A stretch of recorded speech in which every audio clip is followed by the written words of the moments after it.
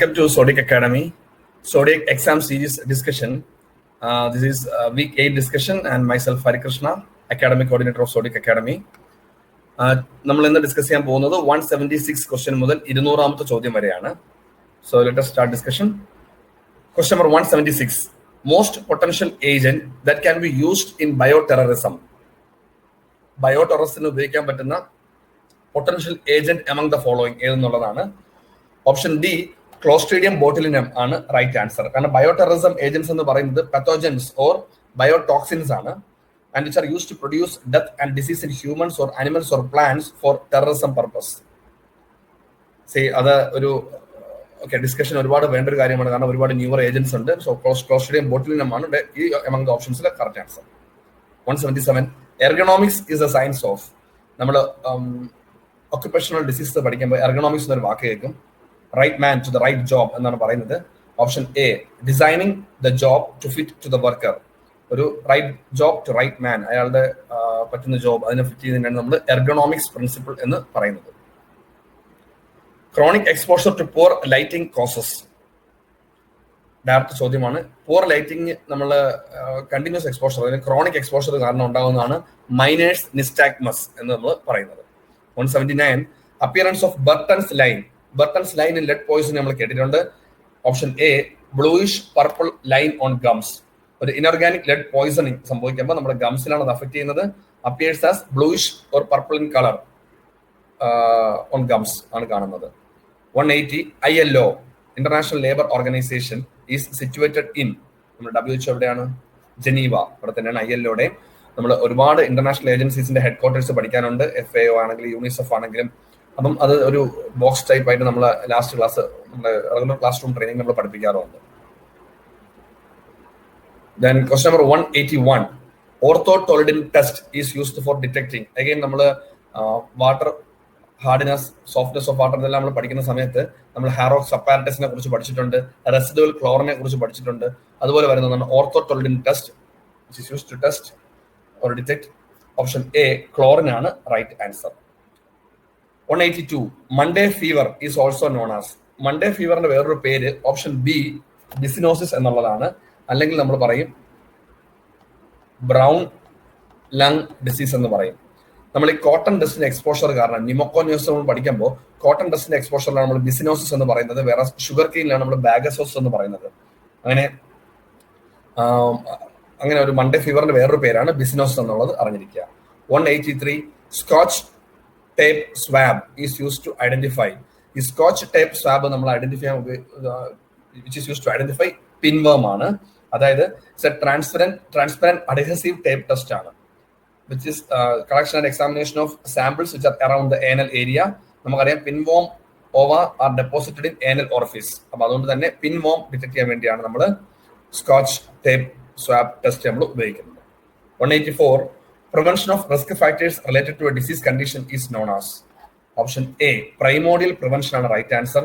നമ്മൾ prevention or models of prevention പഠിക്കുമ്പോൾ primordial, primary, secondary, tertiary നമ്മൾ പഠിക്കാറുണ്ട്. പ്രൈമോഡിയൽ പ്രിവെൻഷൻ എന്ന് പറയുന്നത് റിസ്ക് ഫാക്ടേഴ്സിന്റെയും പ്രിവെൻഷൻ നമ്മൾ എടുക്കുന്നതാണ്. ഒരു കൗൺസിലിംഗ് ഒരു ഏർലി ഗൈഡൻസ് ആൻഡ് കൗൺസിലിംഗ് നമ്മൾ കൊടുക്കുന്നു, കുട്ടികൾക്ക് അഡോളസന്റ് കൗൺസിലിംഗ് കൊടുക്കുന്നു. അതെല്ലാം പ്രിവെൻഷൻ ഓഫ് റിസ്ക് ഫാക്ടേഴ്സ് ആണ്. വേറെ പ്രൈമറി പ്രിവെൻഷൻ എന്ന് പറയുമ്പോൾ action taken prior to onset of disease, അതിന് നമ്മൾ പ്രൈമറി പ്രിവെൻഷൻ എന്ന് പറയാം. സെക്കൻഡറി പ്രിവെൻഷൻ എന്ന് പറയുന്നത് action which halt the progress of disease, നമ്മൾ സ്ക്രീനിങ് ക്യാമ്പുകളും മറ്റും നടത്തുന്നു. ടെർഷറി പ്രിവെൻഷൻ എന്ന് പറയുമ്പോൾ which will limit the impairment and disabilities, ഒരു റീഹാബിലിറ്റേഷൻ ലെവൽ, അതാണ് ടെർഷറി പ്രിവെൻഷൻ നമ്മൾ ചെയ്യാറുള്ളത്. Then question number 185. Sentinel surveillance is used to. Option B ആണ് right answer. Know the hidden cases in the community. നമ്മൾ എന്താണ് surveillance programme എന്ന് പറയുന്നത്? നമ്മൾ to watch over with great attention continuous screening of the factors that determine the occurrence and distributions of disease, അതിന് നമ്മൾ surveillance programme എന്ന് പറയുന്നത്. നിങ്ങളിപ്പം സ്ഥിരമായിട്ട് കേൾക്കുന്ന വാക്കുകളാണ് സർവൈലൻസ്, ക്വാറന്റൈൻ എന്ന വാക്കുകൾ. നമ്മളിപ്പോൾ കോമൺ എവരുടെ കേട്ടുകൊണ്ടിരിക്കുന്ന ഒരു വാക്കുകളാണ്. അപ്പോൾ സെന്റിനൽ സർവൈലൻസ് നമ്മൾ നടത്തുന്നത് എന്തിനാണ്? കഴിഞ്ഞ ദിവസങ്ങളിൽ നമ്മളിപ്പോൾ ചാനലിലൊക്കെ നോക്കുമ്പോൾ ഡിസ്കഷനിൽ പറയാറുണ്ട് to look in the sentinel surveillance carrier സ്റ്റേറ്റിൽ COVID-19 ഉണ്ടോ, to know the hidden cases in the community. അതിന് നമ്മൾ സെന്റിനൽ സർവൈലൻസ് നമ്മൾ യൂസ് ചെയ്യുന്നത്. നെക്സ്റ്റ്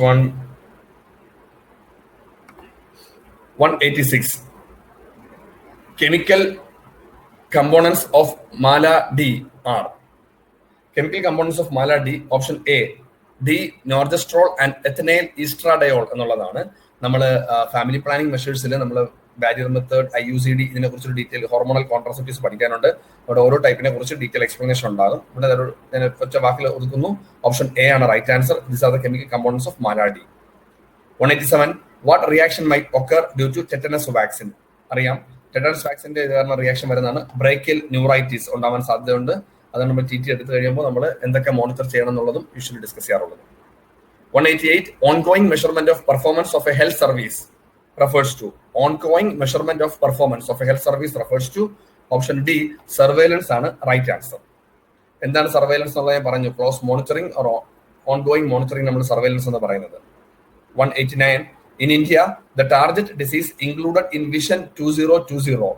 ഓപ്ഷൻ ഡി ആണ് right answer. All of the above. അതായത് ഏതൊക്കെയാണ് ടാർഗറ്റ് ഡിസീസ് ഉൾപ്പെടുത്തിയേക്കെന്ന് ചോദിച്ചു കഴിഞ്ഞാൽ cataract, refractive errors, childhood blindness, trachoma, glaucoma, corneal opacity, diabetic retinopathy. അങ്ങനെ 7 കണ്ടീഷൻ ഉണ്ട്.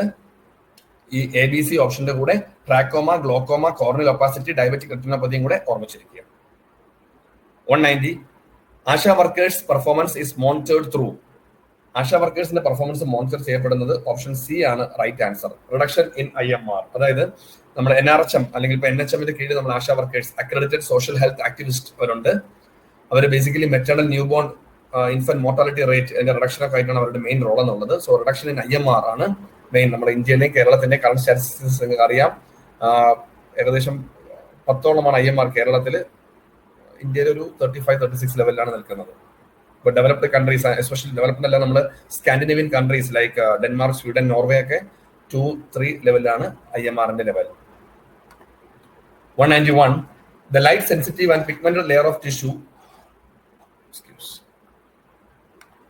The light sensitive and pigmented layer of tissue in the eye is. നമ്മുടെ right answer എന്ന് പറയുന്നത് ഓപ്ഷൻ ബി, റെറ്റിനയാണ്. നമ്മുടെ റെറ്റിനയാണ് light sensitive layer at the back of the eye that covers about 65% of interior surface. അവിടെ നമുക്ക് photo sensitive cells ഉണ്ടായിരിക്കും, റോഡ്സും കോൺസും. അവരാണ് ലൈറ്റ് എനർജി കൺവേർട്ട് ചെയ്ത് സിഗ്നൽസ് ആയിട്ട് നമ്മുടെ ഒപ്റ്റിക് നെർവിലോട്ട് പോകുന്നത്. അപ്പം light sensitive and pigmented layer of tissue in the eye എന്ന് പറയുന്നത് റെറ്റിനയാണ്. 192. Which of the following structure alters the size of the pupil?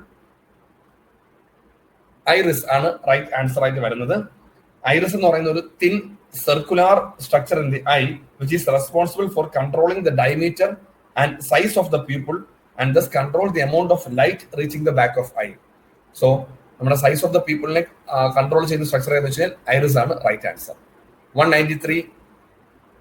The process of automatic adjustment of retinal sensitivity when a person move from light to dark is known as. Option A, dark adaptation ആണ് right answer. അതൊരു basic concept മനസ്സിലാക്കുക.